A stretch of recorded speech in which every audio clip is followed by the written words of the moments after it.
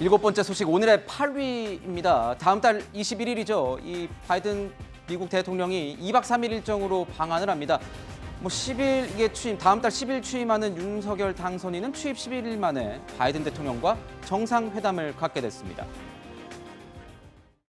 President Biden, in his first trip to Asia as president, in his first stop on the first trip to Asia, will be to meet you here in Seoul.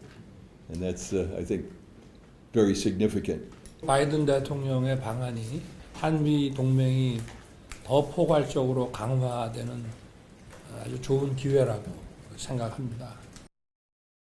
자, 아마 이 한미 정상회담 같은 경우에는 이 윤석열 당선인이 취임한 이후에 아마 벌어질 가장 큰 이벤트가 되지 않을까 싶은데요.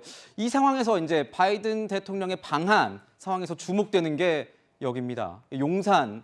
저희가 또 사진을 좀 가져왔는데 국방부 집무실에 조만간 이 당선인이 취임을 하게 되면은 여기에서 이제 직무를 보게 되죠. 근데 400m 거리에 있는 곳에 약간 적색 벽돌로 이루어진 이 건물이 있는데 이것이 바로 미 8군이 이제 평택으로 떠났는데 아직도 가지고 있는 이 드래곤 힐 호텔이라는 곳입니다. 이곳에 대해서 위원님, 요즘 나오는 얘기가 보도에 따르면 이 당선인 측이 이곳을 미군에게 받아서 영빈관 형식으로 좀 쓰지 않겠느냐, 외국 정상들, 사절단이 오면 이곳에 머물게 하지 않겠느냐 이런 얘기가 나오는데 실효성이 있는 겁니까? 어떻게 보십니까?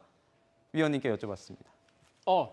드래곤 힐 호텔은 우리나라를 이제 파견되는 미군이 가장 처음 오는 곳이 저 드래곤 호텔입니다. 그래서 여기서 처음 한국에 대한 인상을 이제 갖게 되는데 대부분은 굉장히 좋은 인상을 갖게 됩니다.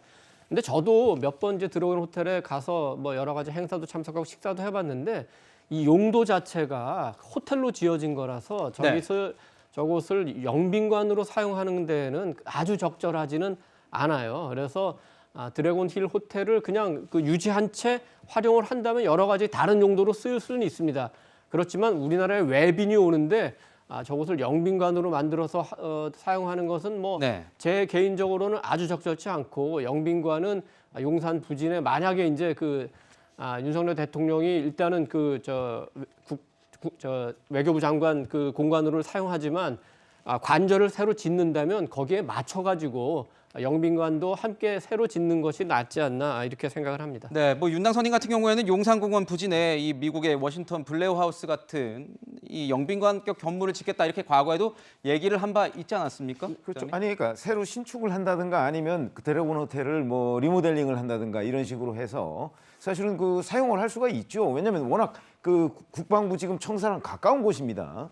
그러다 보니까 저것도 물론 이제 반환을 하도록 되어 있는데 그런 시기를 앞당기고 이런저런 아마 바이든 대통령의 선물 이것도 충분히 예상해 볼 수 있다고 생각합니다. 그렇군요.